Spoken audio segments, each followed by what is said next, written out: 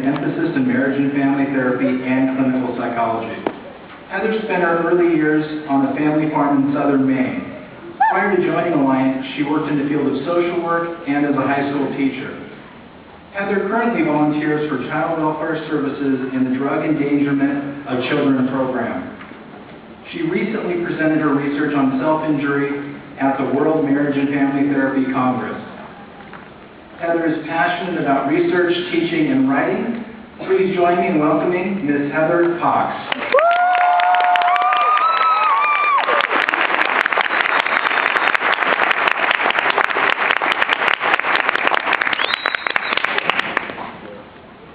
Good morning, graduates, Alliance faculty, and guests.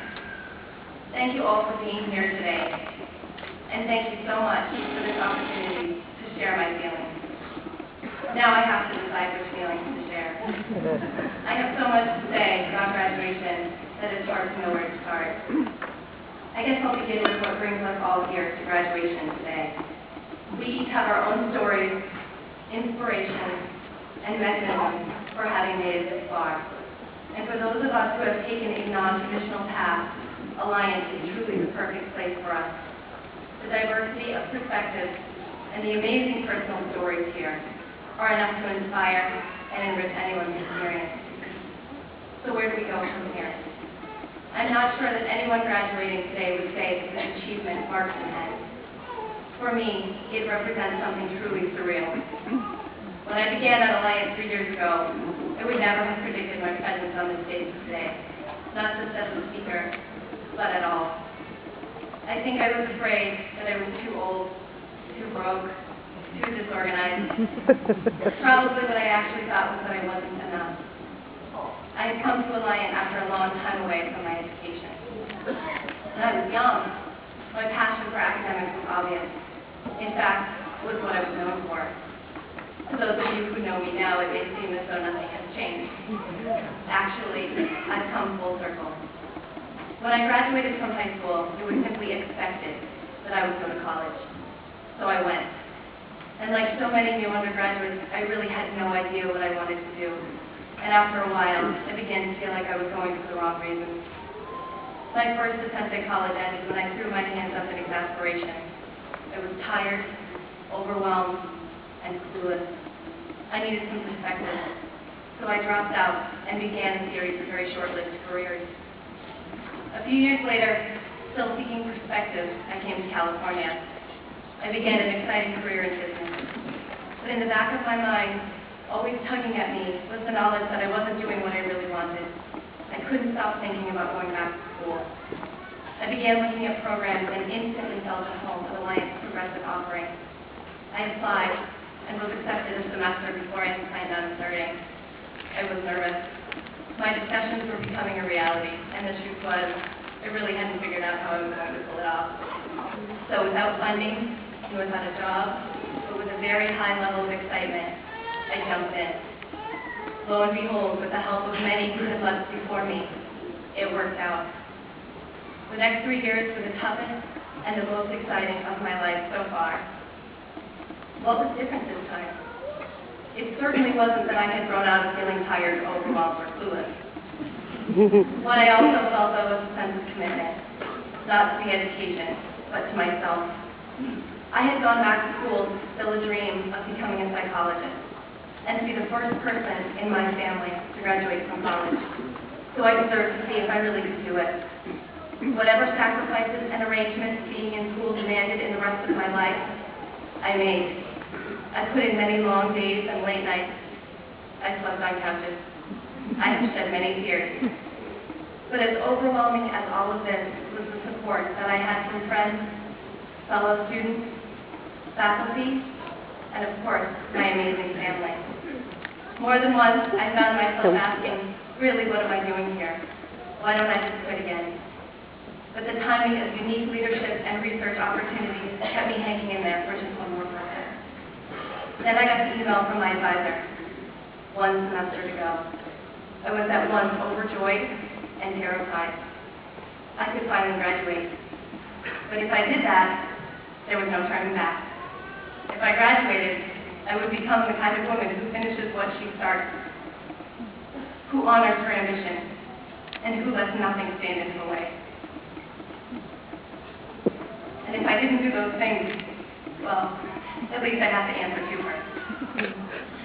I grew up in Maine where the weather was always changing, and I remember remarking as a young child at how amazing it was that it took only one day of sunshine to forget about all the rain. Needless to say, I was a pretty optimistic kid, but I will also say that today may feel like that for some of us. The debate within us about whether or not we have what it takes has been settled, at least for now. It is often said that all we need to do is believe in ourselves. I don't know about the rest of you, but I disagree. For many of us, it was not about believing, because we didn't. It was about getting up every day and doing what we had set out to do regardless of what we believed. I guess the believing comes after. Above everything else that we have learned at Alliance, our work has taught us that whatever it is we are committed to having in our lives is exactly what we will have. This means that our dreams will not be realized through whims and spontaneous adventures that some of us may have once hoped. It really is about being honest with ourselves, setting goals, and being persistent. Our efforts at Alliance have rewarded us with more than this graduation, and our experience has meant much more than academic success. For many of us, Alliance has been part of our journey in learning who we really are. And this journey has instilled in us a new sense of self-confidence, inspiration, and empowerment. It has humbled us. It has fostered unbelievable friendships. Where we go from here as we pursue our careers in psychology, education, business, or whatever it is we decide is not important. What is important is that we commit wholeheartedly to wherever it is we have decided to go. As we move forward in our new decisions, I invite the graduating class to reflect upon our experiences of enlightenment and enrichment at Alliance, to look to the classmates and the faculty who have inspired, challenged, and supported us with a deep sense of gratitude. I am sure that I speak for many of us when I say that it has truly been an honor sharing this journey with you. Congratulations, graduates.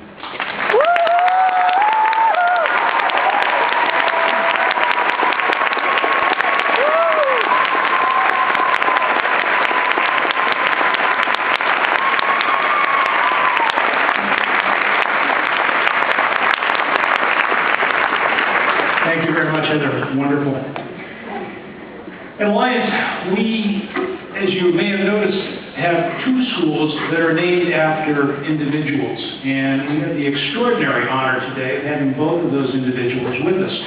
These two people are folks that we chose to represent our schools. They graciously agreed to lend their names to our efforts. But we chose them because they represent the highest standards of their respective professions, and they serve as inspirations to all of us who are associated with the preparation of people going into their walks of work and life. So one of them I will introduce formally as our speaker, but I also want to acknowledge the presence today of Dr. Marshall Goldsmith.